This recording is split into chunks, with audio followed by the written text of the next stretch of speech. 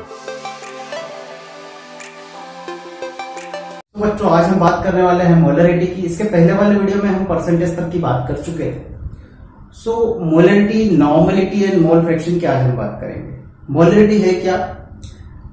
तो number of moles dissolve in litre solution, मतलब कितना नंबर ऑफ मोल्स आपने डिजॉल्व किया है कितने लीटर सॉल्यूशन में, ये होता है molarity.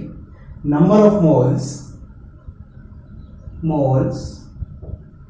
Of solute dissolved in liter solution, कितना नंबर ऑफ मोल्स आपने सॉल्यूट कर लिया है, कितने में डिजॉल्व आप कर रहे हैं, वो होता है आपका molarity and it is denoted by M. इसको हम किससे डिनोट करेंगे बेटा? एम से। तो एम इक्वल्स टू आप लिख सकते हैं number of moles of solute divided by volume of solution in liter. Number of moles of solute, volume of solution in liter. 1 litre, यहां लीटर की हम बात करेंगे। क्लियर? इसका फॉर्मूले की अगर हम बात करें तो नंबर ऑफ मोल्स हमको पता है क्या होते हैं। नंबर ऑफ मोल्स निकालने का फॉर्मूला यह है कि given mass upon molar mass.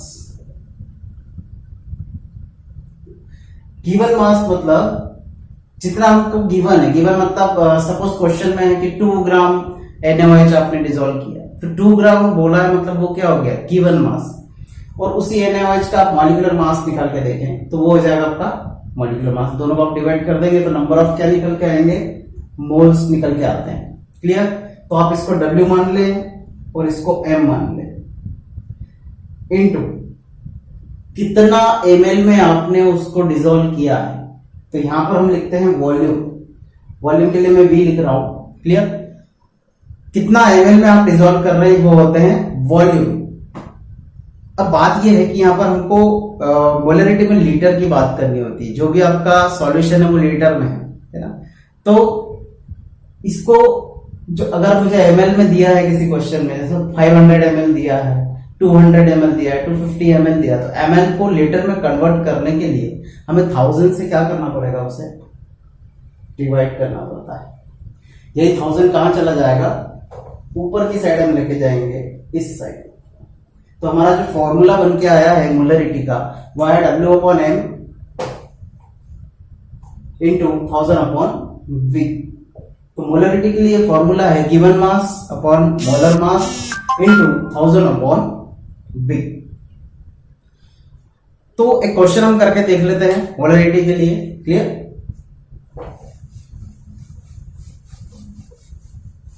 Question लिखिए, calculate the molarity of solution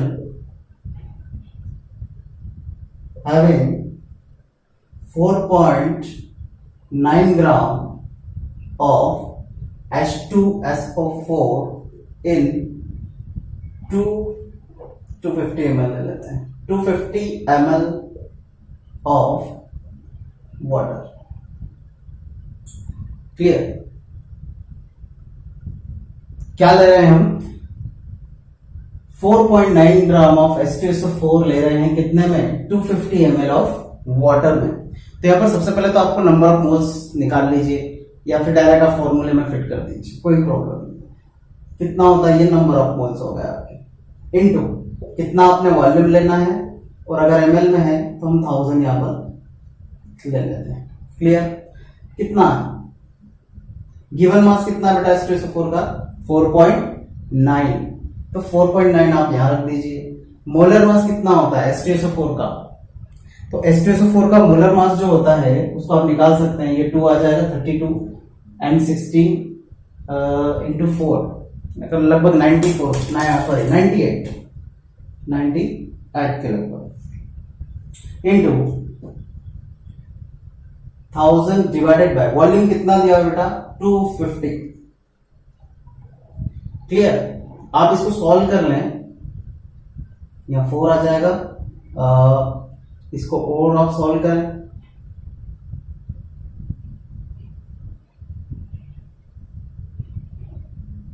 यहाँ 20 आ जाएगा, 1.5 सॉरी 1/5 है, तो मोलरिटी इक्वल्स टू आ जाएगा आपका 1/5, मतलब ये हो जाएगा आपका 0.2। सो ये बहुत ही सिंपल सा क्वेश्चन था। एक और क्वेश्चन हम लेते हैं एनसीईआरटी से, वो भी इजी क्वेश्चन है।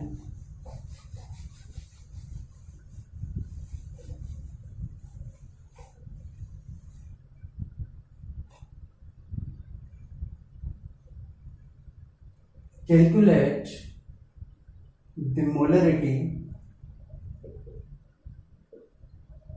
of the following। की बात करूं तो 30 ग्राम CONO2 thrice 6H2 cobalt nitrate है आपका, एक्वस हाइड्रेटेड सॉल्यूशन, इसको डिसॉल्व करना है 4.3 लीटर ऑफ सॉल्यूशन। 30 ग्राम कितने में है 4.3 लीटर सॉल्यूशन में है। क्लियर। इसकी आपको मोलरिटी निकालना है। एक और क्वेश्चन है, इसके दो टाइप के दो क्वेश्चंस है। फर्स्ट क्वेश्चन बोल रहा है 30 ग्राम है हमारे पास में CONO2 thrice 6H2O 43 litre of solution, 30 ml of 0.5 m H2SO4 diluted to 500 ml। दोनों ही अलग अलग टाइप के क्वेश्चंस है। फर्स्ट क्वेश्चन की हम बात कर लेते हैं। फर्स्ट वन, तो फर्स्ट क्वेश्चन का सॉल्यूशन हम देखें तो यहां पर आपको क्या दिया हुआ है, सबसे पहले तो आप उसकी बात कर लें। क्लियर।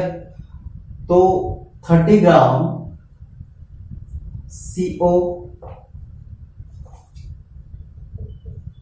CONO2 थ्राइस 6H2O है।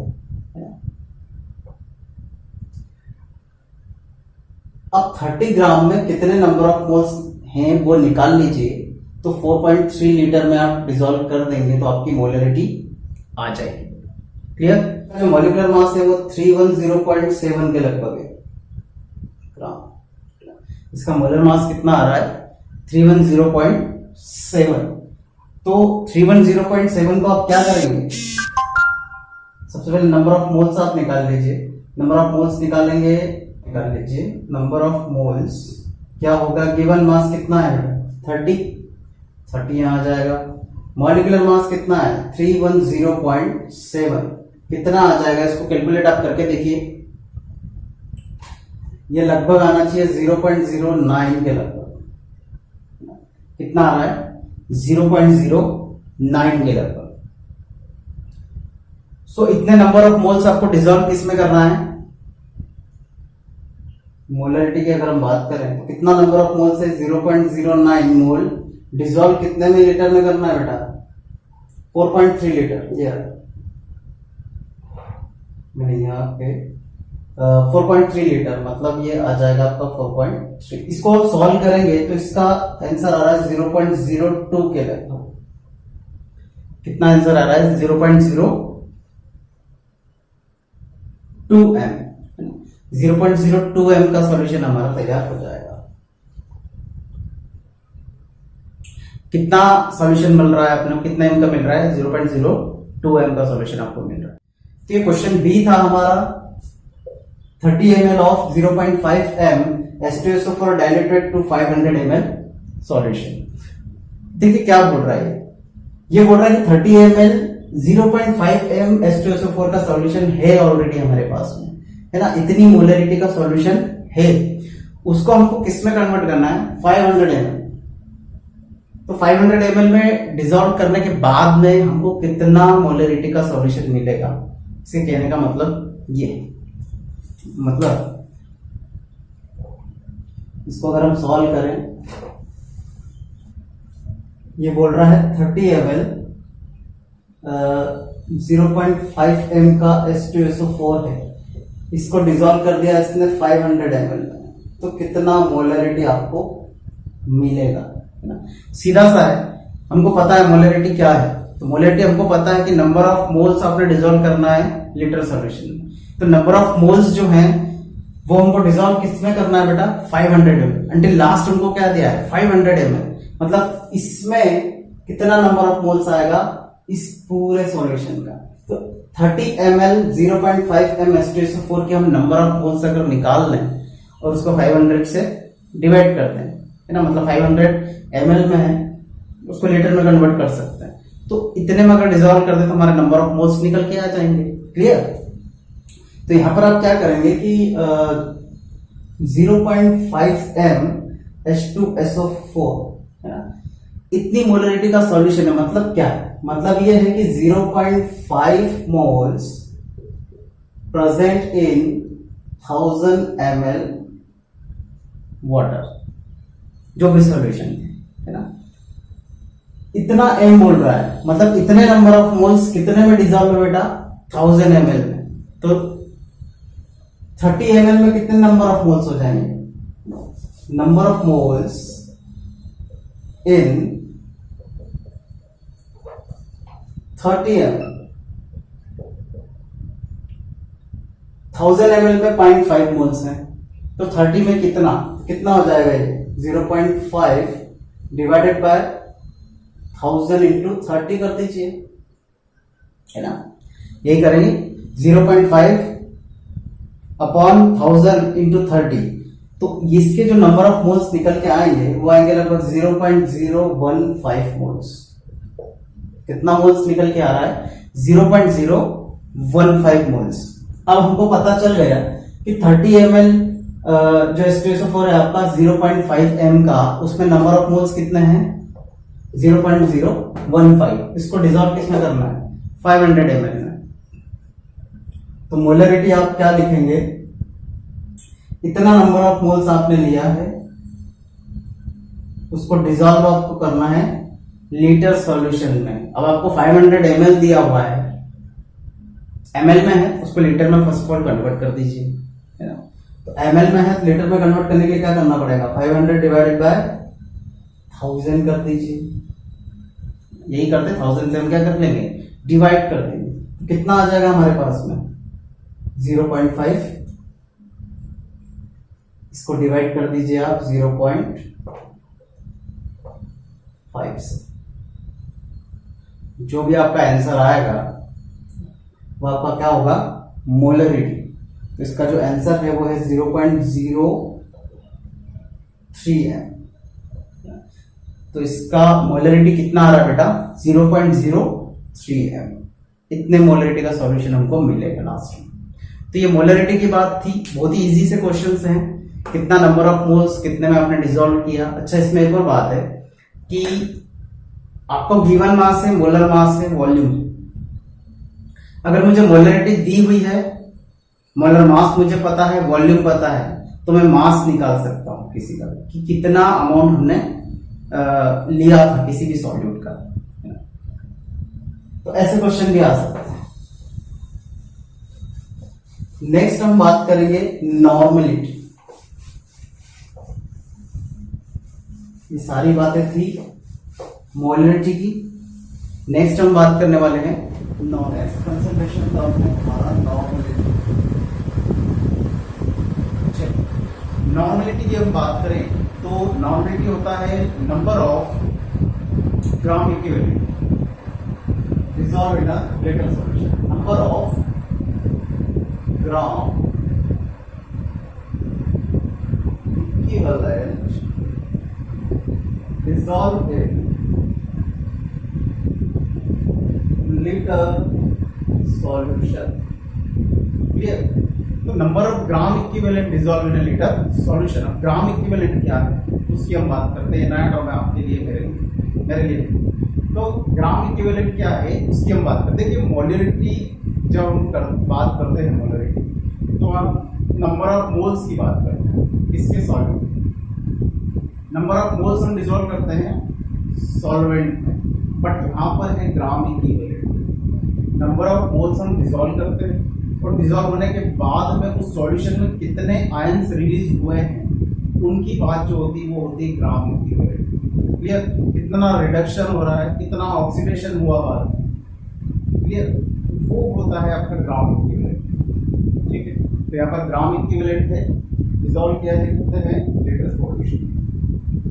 नॉर्मलिटी जो है is denoted by N and n equals to number of gram equivalent divided by volume of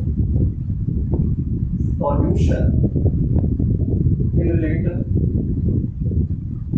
solution कैसा है? लीटर में। नंबर ऑफ ग्राम इक्विवेलेंट कहाँ से आएगा इसकी बात करते हैं। कहाँ से आएगा भाई नंबर ऑफ ग्राम इक्विवेलेंट? तो नंबर ऑफ ग्राम इक्विवेलेंट निकालने के लिए नंबर ऑफ ग्राम इक्विवेलेंट निकालने के लिए फॉर्मूला है given mass upon equivalent mass. अब एक और नया टर्म आ गया हमारे पास में इक्विवेलेंट मास, है ना। एक नया टर्म क्या आ गया हमारे पास में? Equivalent mass. इसके पहले नया टर्म था equivalent number of gram equivalent. उसको निकालने के लिए एक और टर्म आ गया हमारे पास में इक्विवेलेंट मास। इक्विवेलेंट मास कैसे निकालें? इक्विवेलेंट मास निकालने के लिए equivalent mass equals to molar mass और एटॉमिक मास। अगर मैं कोई एलिमेंट लूं तो atomic mass divided by valence factor, valency factor. एक और नया टर्म आ गया हमारे पास में वैलेंसी फैक्टर। वैलेंसी फैक्टर क्या है? देखिए स्टार्टिंग में मैंने जब बात किया था नॉर्मलिटी के कि कितना आयन रिलीज हो रहा है ना, कितना आयन रिलीज हो रहा है उसकी अगर मैं बात करूं तो वो होता है आपका वैलेंसी फैक्टर से रिलेटेड। मतलब अगर मैं एसिड की बात करता हूं तो कितने H+ आयन अपने रिलीज कर रहा है।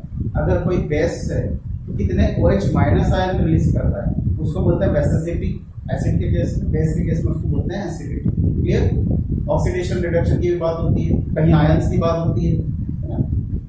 एलिमेंट हुआ तो वहां पर वैलेंसी की बात हो जाएगी। तो वैलेंसी फैक्टर की अगर हम बात करें, फर्स्ट ऑफ ऑल इसकी फॉर्मूलाज देख लीजिए कि भाई नॉर्मलिटी निकालने के लिए ग्राम इक्विवेलेंट चाहिए। ग्राम इक्विवेलेंट निकालने के लिए हमको गिवन मास इक्विवेलेंट मास आ गया, तो इक्विवेलेंट मास निकालने के लिए हमको ये चीजें चाहिए। वैलेंसी फैक्टर की हम बात करें,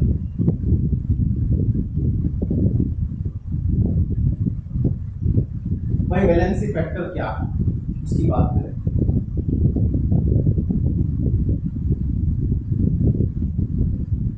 देखिए वैलेंसी फैक्टर अगर मैं बात करूं किसी एसिड लाइक हम देखते हैं H2SO4, है ना। अगर कोई एसिड है मेरे पास में H2SO4, तो H2SO4 कितने आयंस रिलीज कर सकता है अगर मैं उसको वाटर में डिसॉल्व कर दूं? आफ्टर डिसोल्यूशन कितने H+ आयन वो रिलीज कर सकता है उसका एक मॉलिक्यूल, है ना। तो अभी इसके पास में कितना है? अभी इसके पास में कितना है? 2 हाइड्रोजन है तो 2 हाइड्रोजन ये रिलीज करेगा, है ना। 2 H+ आयन क्या करेगा? ये रिलीज करेगा। ये जो 2 हमारे पास नंबर आया इसको बोलते हैं बेसिसिटी। मतलब H2SO4 की बेसिसिटी कितनी हुई? 2 हो। तो बेसिसिटी क्या है? Number of H+ ion, number of H+ ion displaced by number of H+ ion displaced by one molecule of acid। Acid के एक मॉलिक्यूल से कितना H+ आयन डिस्प्लेस हुआ, रिलीज हुआ, उसको हम क्या बोलेंगे? उसका बेसिसिटी बोलते हैं। क्लियर? अगर यहाँ पर इक्विवेलेंट मास निकालना रहा तो कैसे निकालेंगे? इक्विवेलेंट मास एसिड के लिए ना, इक्विवेलेंट मास ऑफ एसिड लिख लीजिए। इक्विवेलेंट मास ऑफ एसिड है तो एसिड के लिए क्या आ जाएगा? Molecular mass of acid. Acid का मॉलिक्यूलर मास क्या है? डिवाइडेड बाय क्या करना हमको, वैलेंसी फैक्टर। तो एसिड के लिए वैलेंसी फैक्टर क्या है, बेसिसिटी। H2SO4 की बात कर लेते हैं, तो मॉलिक्यूलर मास H2SO4 का कितना होता है बेटा, 98, और बेसिसिटी कितना निकाला हमने, 2 निकाला, मतलब कितना आ जाएगा ये 49। मतलब H2SO4 का एक मॉलिक्यूल जो है उसका इक्विवेलेंट मास कितना आएगा, 49। ऐसे निकालते हैं इक्विवेलेंट मास। अब इक्विवेलेंट मास को आप कहाँ रखेंगे, इक्विवेलेंट मास को रखेंगे given mass upon equivalent mass, तो वो निकल के आएगा नंबर ऑफ ग्राम इक्विवेलेंट। तो नंबर ऑफ ग्राम इक्विवेलेंट आप रख देंगे नॉर्मलिटी के फॉर्मूले में, तो आपकी नॉर्मलिटी निकल जाएगी। क्लियर। तो एसिड की बात थी, ऐसे ही हम बेस की बात भी कर सकते हैं। तो अगर यहाँ पर बेस होता तो वहां पर हम एसिडिटी की बात करें। क्लियर। अगर कोई बेस होता,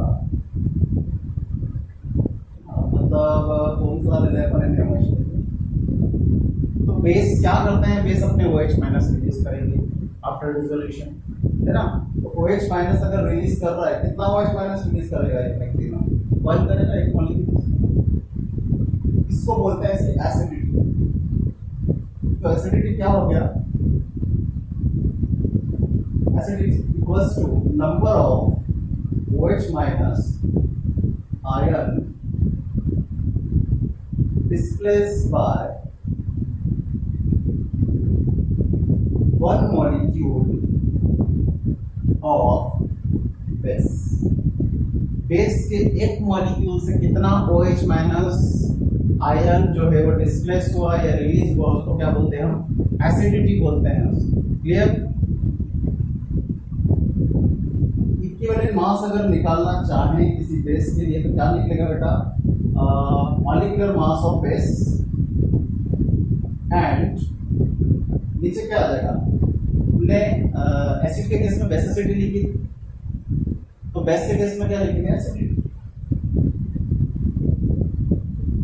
अगर NaOH की बात करें तो मॉलिक्यूलर मास बेस का कितना है हमारे पास, इसका होता है 40 एंड डिवाइडेड बाय एसिडिटी कितना है, 1 आया, मतलब कितना आएगा इसका इक्विवेलेंट मास कितना आ गया, 40। ऐसी एलिमेंट की बात भी हो सकती है, किसी एक सिंगल एलिमेंट की बात करना है, तो वहां पर क्या आ जाएगा, मॉलिक्यूलर मास की जगह आ जाएगा आपका atomic mass and divided by, वहां पे तो कोई H प्लस आयन और H माइनस रिलीज नहीं होगी। एक एलिमेंट है, एलिमेंट क्या करता है, उसके पास उसकी वैलेंसी होती है, कितने इलेक्ट्रॉन ले सकता है, कितने इलेक्ट्रॉन दे सकता है ना। तो वहां पर क्या आ जाएगा, फिर वैलेंसी आ जाएगी। क्लियर। तो ये 3 फॉर्मूले हमको यूज करना है किसी भी कैलकुलेशन को सॉल्व करने के लिए, नॉर्मलिटी। तो कुछ एग्जांपल्स ले लेते हैं। Normality of 5 gram NaOH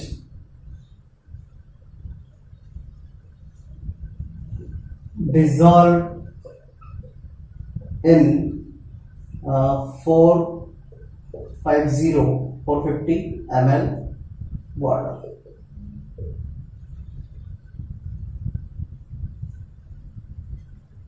so question है हमारे पास में, calculate the normality of 5 gram NaOH dissolved in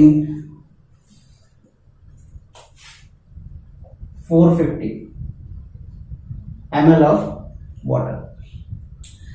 तो फर्स्ट ऑफ ऑल क्या करेंगे आप, फर्स्ट ऑफ ऑल आप निकालिए इक्विवेलेंट मास। तो फर्स्ट ऑफ ऑल हम निकाल लेते हैं इक्विवेलेंट मास। तो इक्विवेलेंट मास निकालने के लिए हमको क्या करना है, molar mass upon valency factor. Molar mass मुझे पता है NaOH का कितना होता है 40 डिवाइडेड बाय वैलेंसी फैक्टर क्या आएगा, थोड़ी देर पहले हमने बात की थी, अभी बात की थी NaOH के लिए, है ना।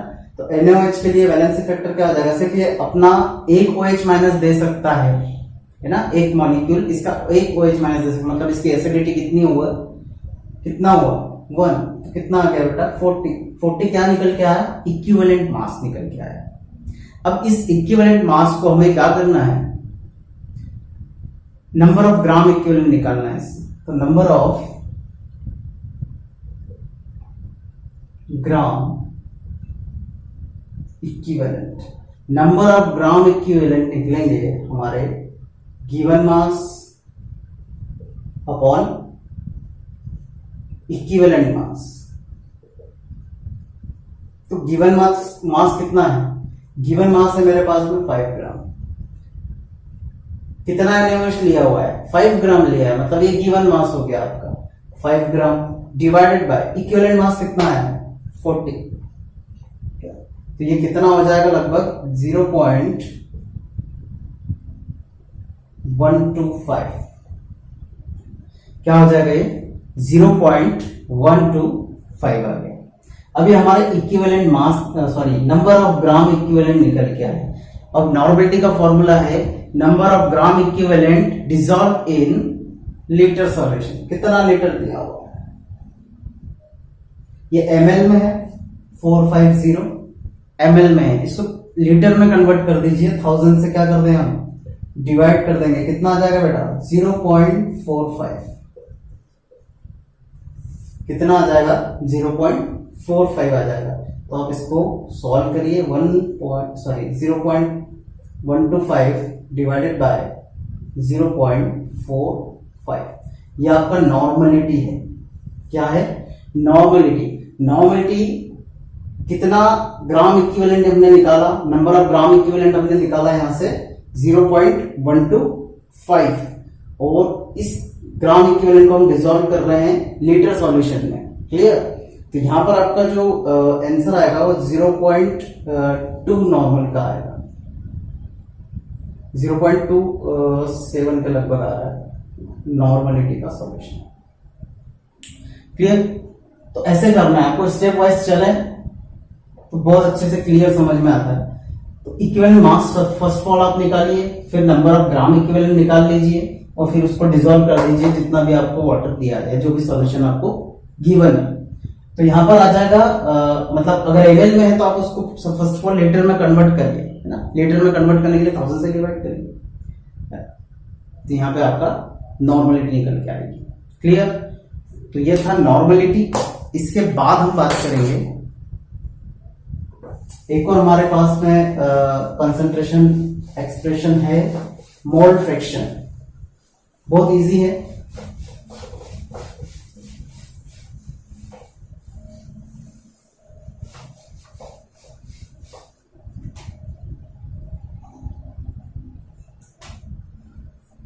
मोल फ्रैक्शन, मोल फ्रैक्शन को हम डिनोट करते हैं काई से। इसको बोलते हैं काई। इसको हम डिनोट कर रहे हैं काई से। और मोल फ्रैक्शन है क्या? तो मोल फ्रैक्शन ये है बेटा कि number of moles of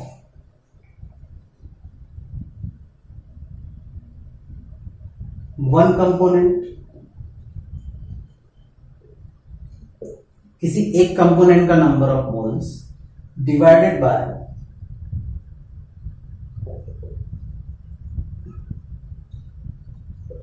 total number of moles of solution. Clear? मतलब number of moles of one component, कोई एक कंपोनेंट अगर आप सॉल्यूट ले लें या सॉल्वेंट ले लें, उनमें से किसी एक का जिसका भी आपको निकालना है उसको हम अपर साइड में रख देते हैं, है ना। तो number of moles of one component divided by total number of moles of solution. अब सॉल्यूशन में दो चीजें हमको पता है, सॉल्यूट भी होता है और सॉल्वेंट भी है, तो दोनों के नंबर ऑफ मोल्स को हमको ऐड करना पड़ेगा। क्लियर? मतलब if N1 and N2 is number of moles of solute and solvent respectively, then number of moles of solute, number of moles of solute मतलब सॉल्यूट के नंबर ऑफ मोल्स क्या है? N1 है। तो number of moles number of moles नहीं, mole fraction of solute कितना हो जाएगा? मोल फ्रैक्शन के लिए क्या करेंगे, सबसे पहले जिसका निकालना है आपको, किसका निकालना है, N1 का निकालना है, तो हम यहां लिख देंगे N1 upon N1 plus N2। Clear, मतलब N1 आपने लिया है number of moles of solute, clear, और उसी को आप उसी को आप डिवाइड कर रहे हैं किससे, सॉल्यूट प्लस सॉल्वेंट। सॉल्वेंट कौन सा आपका, N2 नंबर ऑफ मोल्स, तो इसको ऐड करना पड़ेगा, मतलब ये पूरे सॉल्यूशन का हो जाता है। क्लियर, तो एक कंपोनेंट का number of moles divided by total जो सॉल्यूशन में नंबर ऑफ मोल्स हैं वो, तो इससे निकल के आता हमारा मोल फ्रैक्शन। क्वेश्चन कर लेते हैं।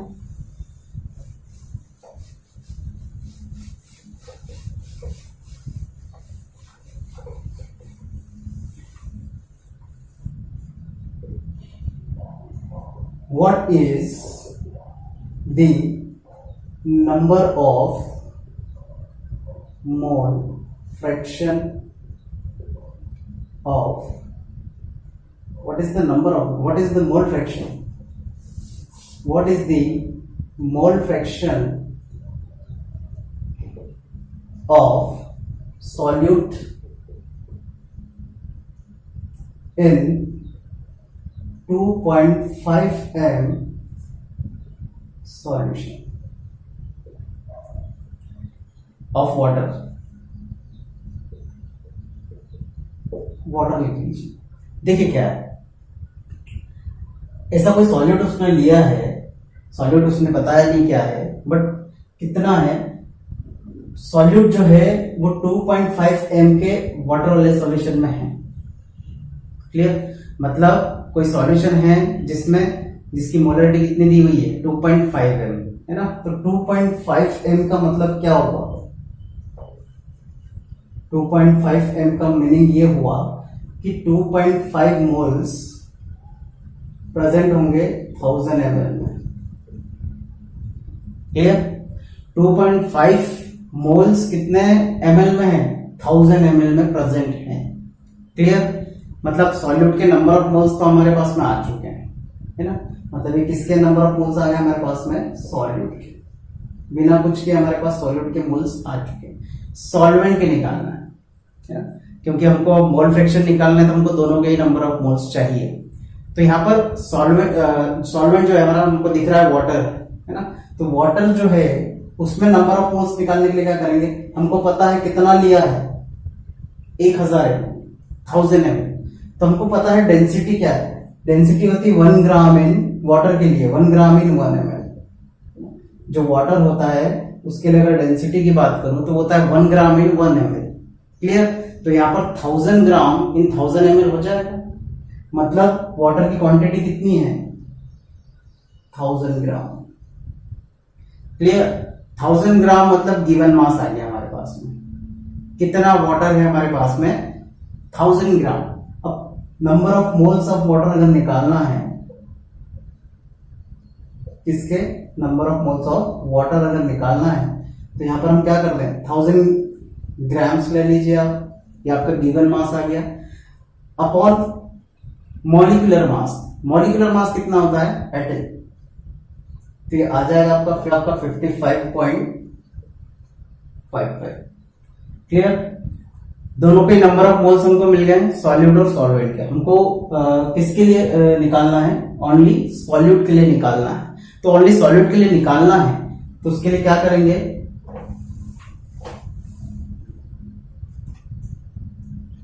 Number of moles of mole fraction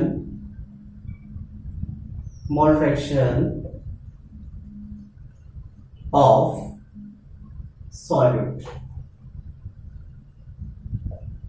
solute का मुझे मोल फ्रैक्शन निकालना है। सॉल्यूट के मोल फ्रैक्शन निकालने के लिए मुझे दोनों के ही नंबर ऑफ मोल्स पता होना चाहिए। तो सबसे पहले सॉल्यूट आ जाएगा आपका, यहां पे आ गया आपका solute divided by solute number of moles of solute plus number of moles of solvent. Clear, solute के नंबर ऑफ मोल्स हमको पता है कितने हैं, 2.5 डिवाइडेड बाय सॉल्यूशन का बन जाएगा टोटल 2.5 प्लस कितना है 50, वाटर का हमारा कितना आया था 55.55, क्लियर, 55.55, ये आ जाएगा आपका 2.5। आप इसको सॉल्व करके देखेंगे तो ये लगभग आ रहा है आपका 58.05, 0.043 के लगभग। तो ये क्या आ गया आपके नंबर ऑफ मोल्स आ गए 0.043, क्लियर। तो ये था आपका मोल फ्रैक्शन। और मोल फ्रैक्शन जो है हमको नीड होगी इसकी हेनरीज लॉ में। हेनरी लॉ हम पढ़ेंगे, वहां पर मोल फ्रैक्शन का टर्म आएगा, जो कैलकुलेशन हम करेंगे वहां पर मोल फ्रैक्शन आएगा, क्लियर। तो मोल फ्रैक्शन बहुत इजी है, नंबर ऑफ मोल्स आप निकाल ले सॉल्यूट के सॉल्वेंट के दोनों के ही, और फिर जिसका भी पूछा गया है उसके लिए आप इस टाइप से निकाल सकते हैं। जिसका पूछा है उसको आप अपर साइड रख दें, जैसे यहाँ पर सॉल्यूट का पूछा गया था तो हमने सॉल्यूट अपर रखा, नीचे सॉल्यूट प्लस सॉल्वेंट का।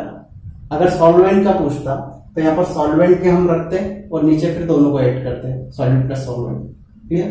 तो इस टाइप से मोल फ्रैक्शन आता है।